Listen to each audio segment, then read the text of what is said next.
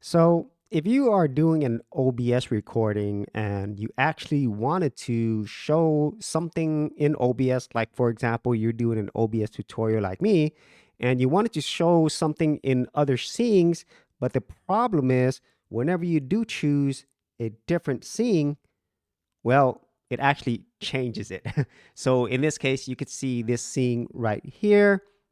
And then if I do change to another scene, it's going to change it again, like right here, or maybe I have this other scene right here.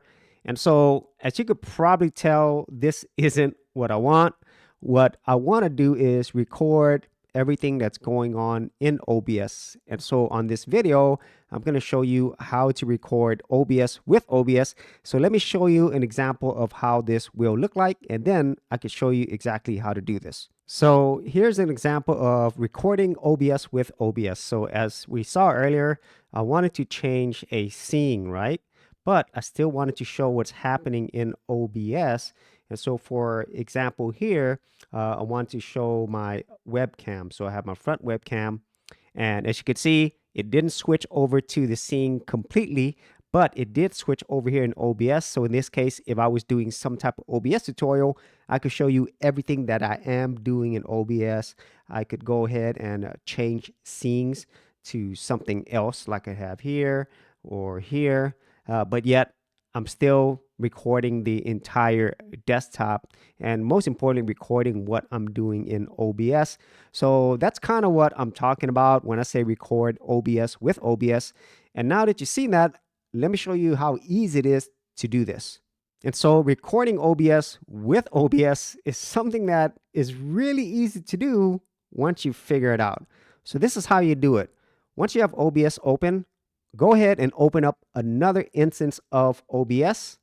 And it's going to give you a warning that OBS is already running, but go ahead and launch it anyway.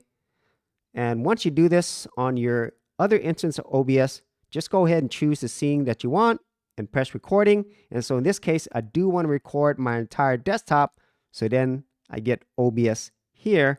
And once you do that, you'll be able to do what you would normally do in OBS without affecting it and without changing scenes. So then you could actually show all the settings that you have in OBS and that you actually want to create tutorials on, like what I'm doing right here. So that is it. That's all you have to do to create an OBS recording of OBS. And I wish this was a little bit more straightforward, but once I figured out, it is pretty simple. So if you actually had any thoughts on this or any other ways in which you record your desktop, be sure to leave it in the description area below. And if you did want to see another video that I did talking about running multiple instances of OBS, I'll also leave that video in the description area as well. So as always, if you did get value out of these videos, be sure to share, like, and subscribe, and I'll see you on another episode. If you love reading books, then check out Audible, which has the largest selection of audiobooks anywhere on the internet. Sign up today and get a 30-day free trial. For more information, check out the affiliate link in the description area below.